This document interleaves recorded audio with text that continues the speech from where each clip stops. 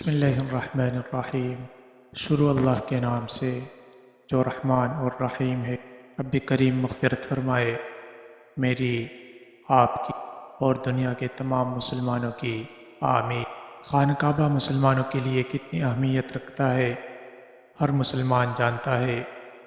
پیارے دوستو، خانہ کعبہ مسلمانوں کے دلوں کی دھڑکن ہے۔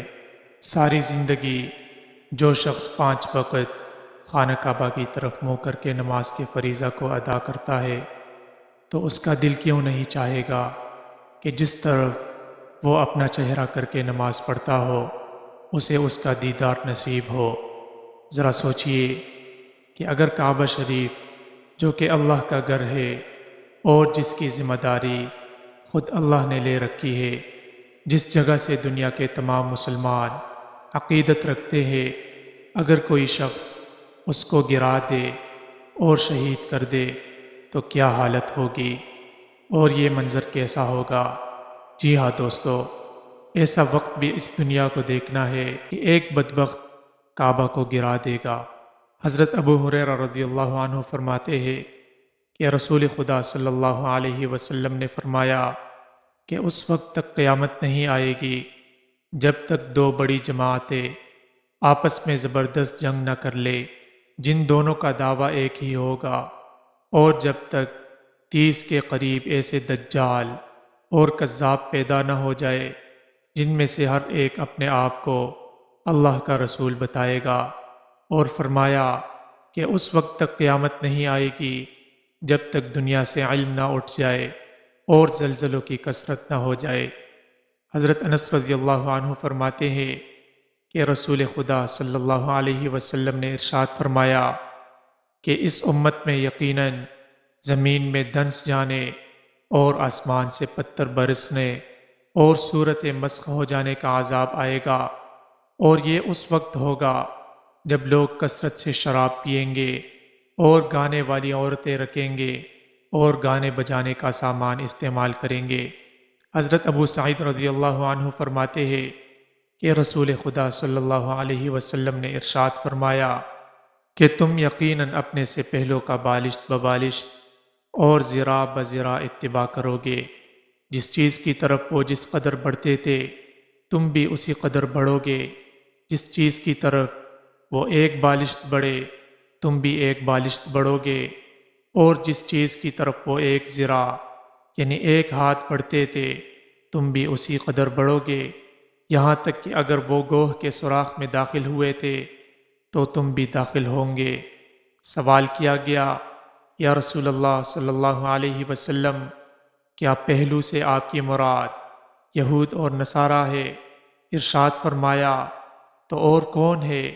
دوسری روایت میں ہے جو حضرت عبداللہ بن عمر رضی اللہ عنہ سے روایت ہے کہ آپ علیہ السلام نے ارشاد فرمایا کہ یقیناً میری امت پر وہ زمانہ آئے گا جو بنی اسرائیل پر گزرا تھا، جس طرح ایک پیر کا جوتا دوسرے پاؤں کے جوتے کے برابر ہوتا ہے، اسی طرح ہو بہو، یہاں تک کہ اگر ان بنی اسرائیل میں سے کسی نے علانیہ طور پر اپنی ماں سے زنا کیا ہوگا تو میری امت میں بھی ایسا کرنے والے ہوں گے۔ پھر فرمایا کہ بلا شبہ بنی اسرائیل کے 72 مذہبی فرقے ہو گئے تھے، اور میری امت کے 73 مذہبی فرقے ہوں گے جو ایک کے علاوہ سب دوزخ میں جائیں گے۔ صحابہ نے عرض کیا، وہ جنتی کون سا ہوگا؟ ارشاد فرمایا، جو اس طریقے پر ہوگا جس پر میں اور میرے صحابہ ہے۔ پیارے دوستو، ان احادیث میں سے آپ نے جو کچھ ارشاد فرمایا تھا وہ سب کچھ آج ہمارے سامنے موجود ہے۔ بنی اسرائیل کے عوام اور علماء نے جو حرکات کی تھی وہ سب ہمارے زمانے میں موجود ہے۔ دین میں بدعات نکالنا، کتاب خداوندی کی تحریف کرنا، کسی صاحب دولت کے دباؤ سے مسئلہ شرعیہ بدل دینا، دین بیچ کر دنیا حاصل کرنا، مساجد کو سجانا، حیل و بہانوں سے حرام چیزوں کو حلال کرنا وغیرہ وغیرہ، سب کچھ اس دور میں موجود ہے۔ جن 73 فرقوں کی خبر سرور عالم صلی اللہ علیہ وسلم نے دی ہے وہ بھی پوری ہو چکی ہیں۔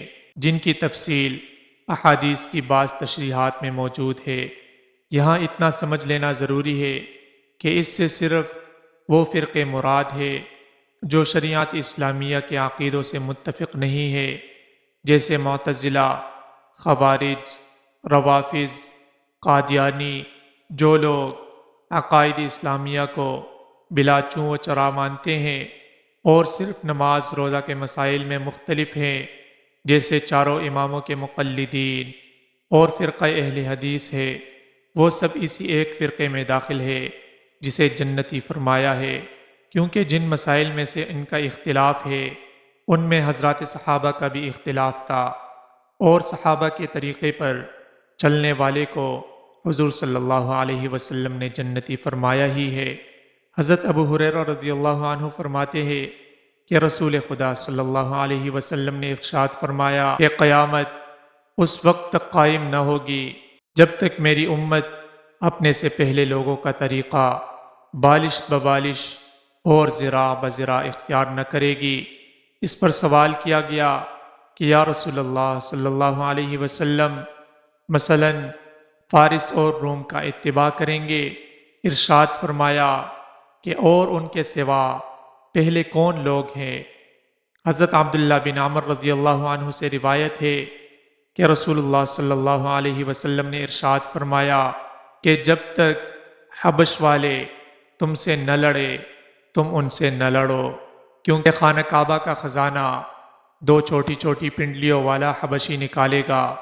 دوسری روایت میں ہے کہ کعبہ کو دو چھوٹی چھوٹی پنڈلیوں والا حبشی ویران کر دے گا۔ چھوٹی چھوٹی پنڈلیوں والا اس لیے فرمایا کہ اہل حبشہ کی پنڈلیاں چھوٹی چھوٹی ہوتی ہیں۔ حضرت شاہ صاحب رحمہ اللہ لکھتے ہیں کہ جب جہاں سے سارے ایماندار اٹھ جائیں گے تو حبشیوں کی چڑھائی ہوگی اور ان کی سلطنت تمام روئے زمین پر پھیل جائے گی، کعبہ کو ڈھا دیں گے اور حج موقوف ہو جائے گا۔ خانہ کعبہ کے خزانے سے کیا مراد ہے؟